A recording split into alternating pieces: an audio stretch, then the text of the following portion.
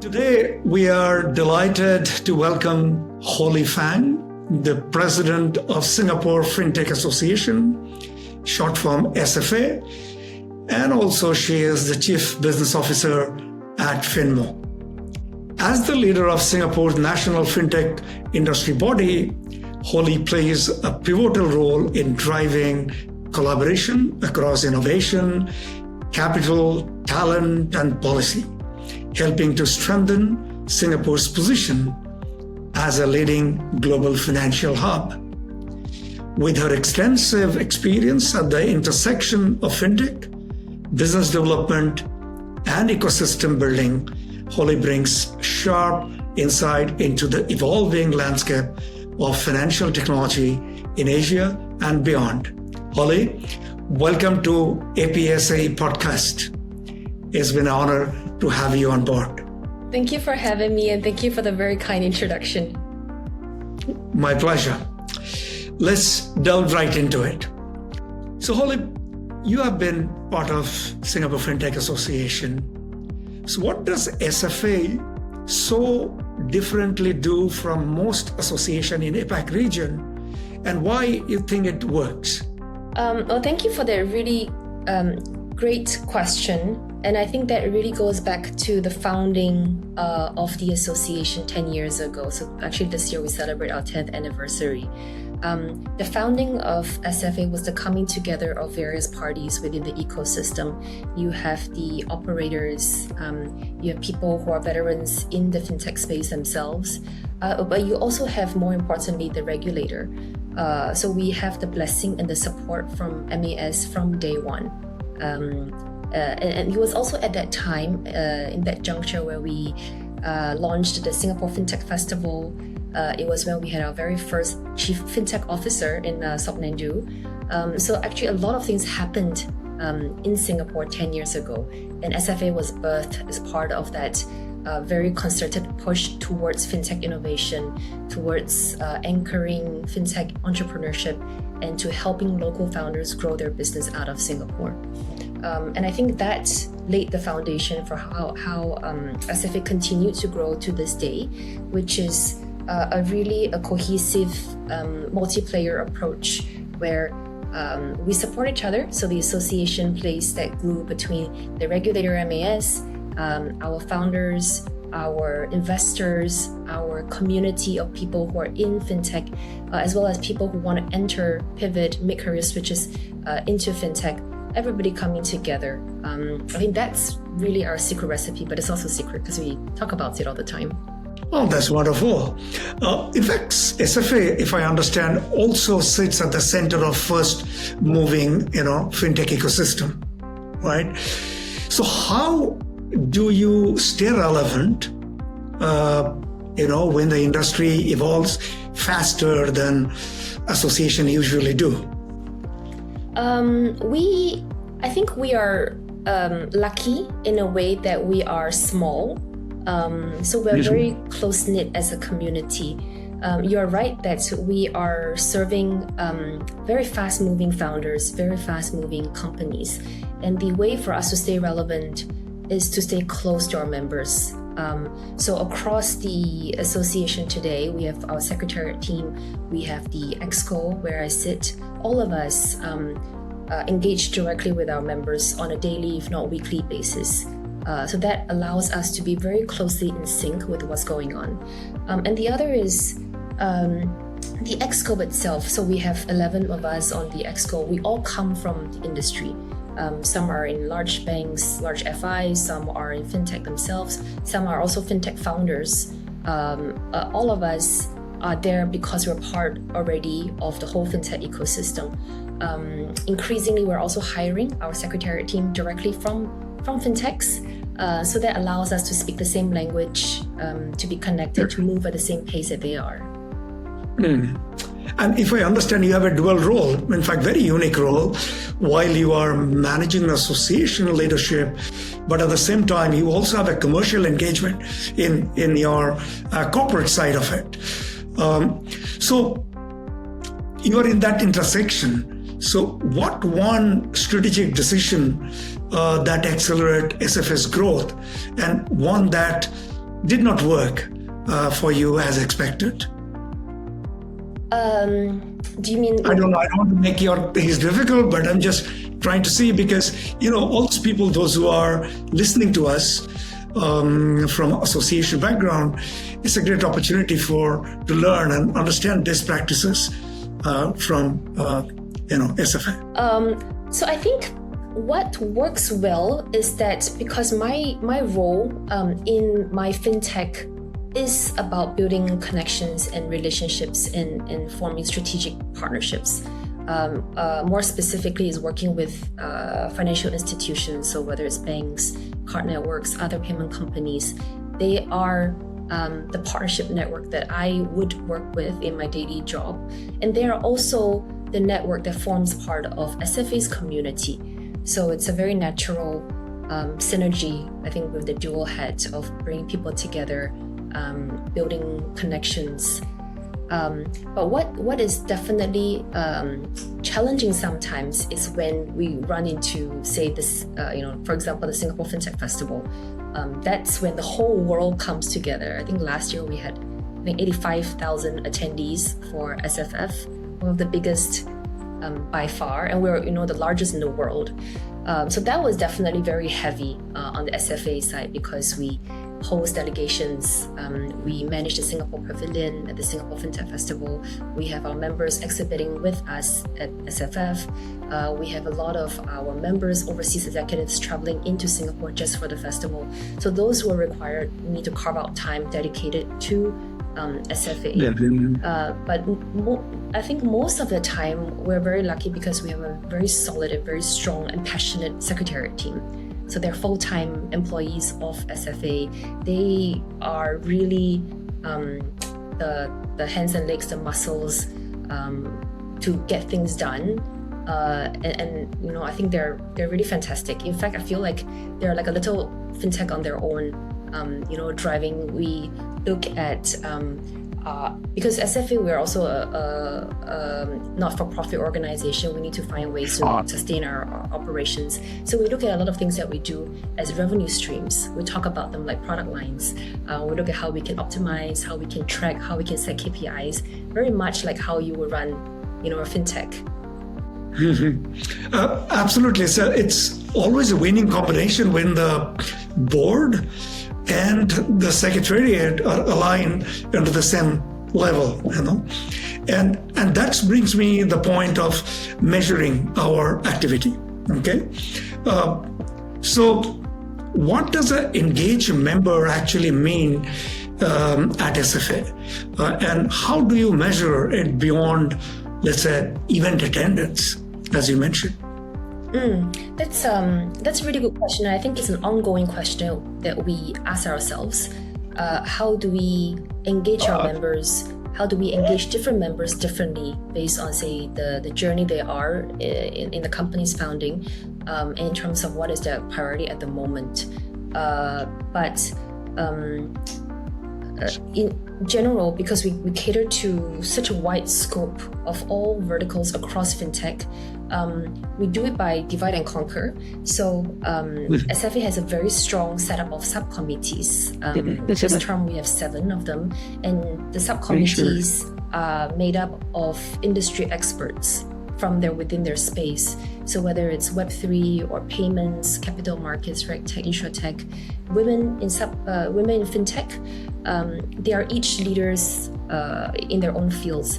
So they are also volunteers and practitioners, and they know what companies in their space are looking for, what are their challenges, what they're hoping to get out of a collective, whether it's a collective voice to the regulator or as an industry setting standards amongst themselves. They're best placed to represent themselves.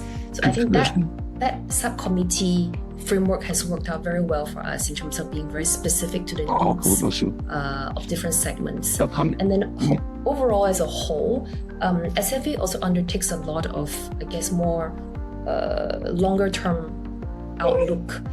So things like planning for the future of our talent pipeline. What that means for us, let's say in 5 years, in 10 years, can we also ensure the continued success of fintech? Does that involve maybe, say, putting in place the right degrees, programs in our universities or institutes of higher learning, including the polys, putting in place the right internship framework for them? What kind of support do fintechs need for intern placement? So we also do a fair bit of these more longer-term strategic planning together with our members. And then, of course, the last thing is supporting them overall with their market expansion. So whether it's B2 business matching here in Singapore or helping to open doors as they go overseas. Absolutely. In fact, I loved your phrase, divide and conquer. Okay.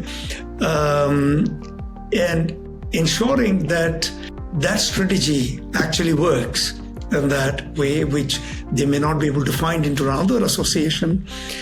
How does this SFA approach partnership bit differently from traditional sponsorship models? I think because SFA was established kind of by the people, for the people in a way, actually a lot of what we do has been, we try to keep costs as low as possible. A lot of our events are free. Our membership fees are actually very low compared to some of the, we're looking at some of the other fintech associations in other parts of the world. So we do subsidize a fair bit of the operations. Because the idea is that there is one part of member growth, as with all associations, but the other part is also, I think the genesis of SFA was to support entrepreneurs and to support innovation out of Singapore. There are a lot of bootstrapped founders who are maybe struggling to still find PMF, but they need a community or they need support, they need network, they still need a channel to communicate with, say, the large FIs or with the regulator. And that's what SFA was formed to do, and that's what we continue to value a lot in. But increasingly, as we grow our operations and do more events, get senior folks to come in and speak, the costs are also going up. So actually, we are also very actively looking at ways that we can, maybe through sponsorship as one path, to support some of these things that we're thinking of bringing to our members. That's wonderful. In fact, there has always been a debate about, dues and non-due revenues for association. And I'm glad that you are mentioning that several of your initiatives are for members without really charging much on this and finding the sources where the revenue could actually take place. And let's delve into a little bit of more broader areas as we see how the world is moving nowadays. Okay, how geopolitics is shifting our narrative within the association area. So what are the unique about building an association in APAC region that leaders in Europe and US often underestimate? Actually, I think I always say this. I think our success, or the success of Singapore, not just associations here, but us as a small little country, is that we have very progressive government and agencies, stat boards, our ministers, our public servants. A lot of policies or regulatory discussions are not done in a vacuum. So there are always industry consultations. There's a lot of focus group discussions. Whenever things happen, MAS proactively reaches out to industry for feedback. So actually that's something that we really, really appreciate. And I think that underpins a lot of our progress and success. If you look back at Singapore's payments journey, it's about 10 years, right? So from when we had our first CFTO, put in place our grants to support innovation for fintechs out of Singapore that was launched by the MAS, launched the Singapore FinTech Festival, had our 10-year payment strategy. All of that only happened in about 2015, 2016. And already today, we're on the world map as one of the most competitive payments hubs in the world. And now we're looking forward to another 10 years. And as part of that journey, MAS is very actively engaging with associations like ourselves, with industry players, our members. And I think that proactive and closeness between the government, the regulators, and the industry is something that probably forms like a large part of why Singapore is where we are today. But I'm also curious, Holly, that when you are looking at association in US where the language is one single language, right? You are communicating. When you're building something in APAC, or as I said, SFA is also APAC region, and it's a very diverse in terms of language, in terms of communication. So how do you balance this regional diversity with creating a unified members experience? You're right. We are a very diverse region. In fact, I feel the Southeast Asian region is probably one of the most diverse regions in the world, even though we just call it collectively Southeast Asia, but we all have different languages, different culture, different payment systems, different regulations. So SFA is primarily Singapore-based, but we are also the founding member of the Asia FinTech Alliance, which to date now we have 16 member associations, and they're the national FinTech associations of most of the countries in Asia. And each representing their own country's interests, but also collectively looking at how we can support each other through cross-border collaborations, supporting each other's members when they come, say whether they come to Singapore or when we bring Singapore businesses to some of these other new jurisdictions, sharing best practices. I think that has helped a fair bit. This local, regional kind of collaboration where we represent and the interests of our members, but we also look out for the interests of our affiliates or our partner associations members. Yeah, wonderful. In fact, as an association leader, Holly, a lot of our other association leaders are also hearing this. What do association leaders overcomplicate when trying to innovate, let's say? I think for associations, there is quite a bit of pressure or perceived pressure to do something big, to have maybe big events, flagship kind of announcements, thought leadership. There's always that pressure to what can we do first or before others or better than others. But I think actually what members appreciate is the small things, is the day-to-day support, is being there when they need you. I think the big flashy things is good, maybe from a reputation or from like a brand awareness perspective.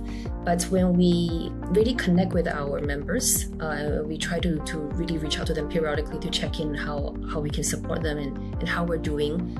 And the examples of what they quoted of the value that they see was really, for example, when they had a specific issue and they thought of SFA, or SFA reached out and helped them with some of maybe connecting to a bank or connecting to a market or connecting to an investor.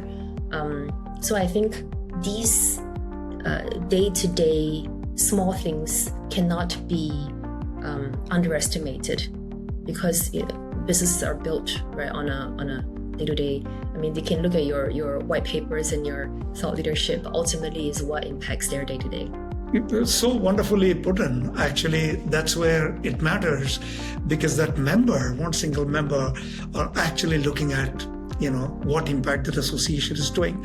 And I completely agree with you. Beyond these flashy headlines and collaborations and other things, this all depends on how on ground association able to make difference in their day-to-day thing. Absolutely correct. And that's where we talk about relevance and mission-driven. Yes. Right. Most of the association are also missing that in that flashy jargon.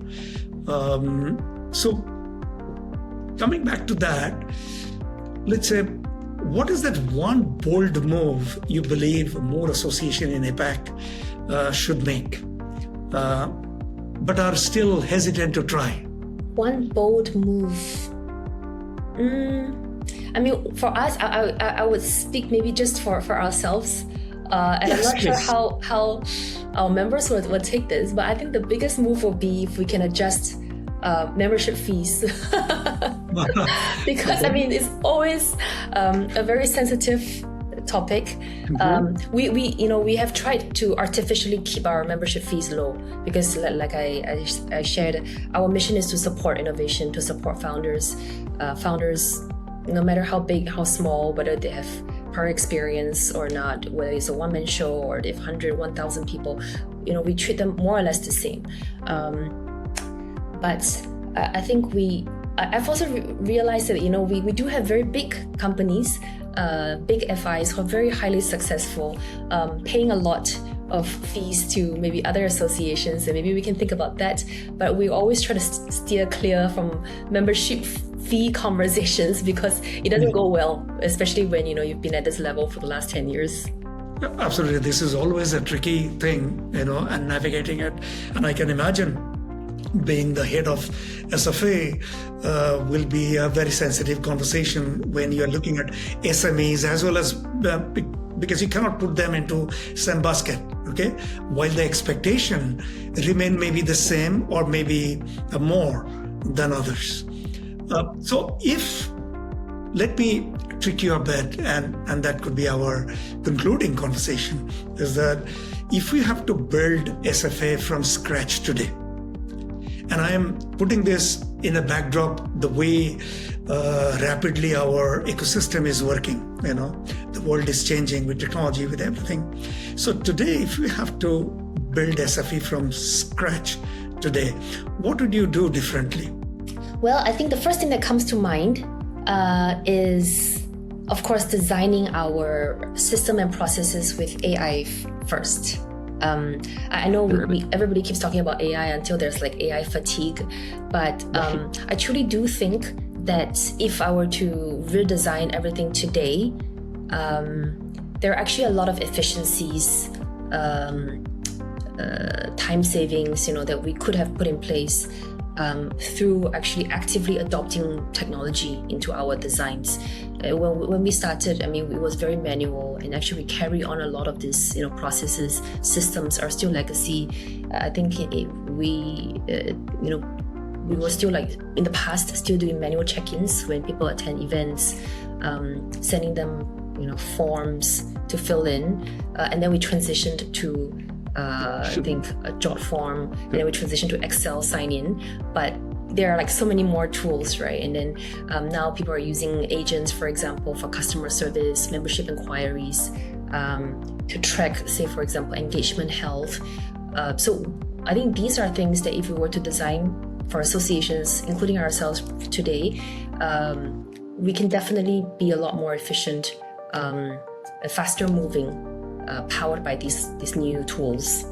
Absolutely, and this is the conversation I think we want to continue when in our upcoming Asia Pacific Society of Association Executives launch event in this July in Singapore, and I look forward to having you there so that our participants and the people, those who are watching today's episode, can really benefit in terms of having a one-to-one conversation with you and also understand the best practices as we try to build that ecosystem in Asia Pacific.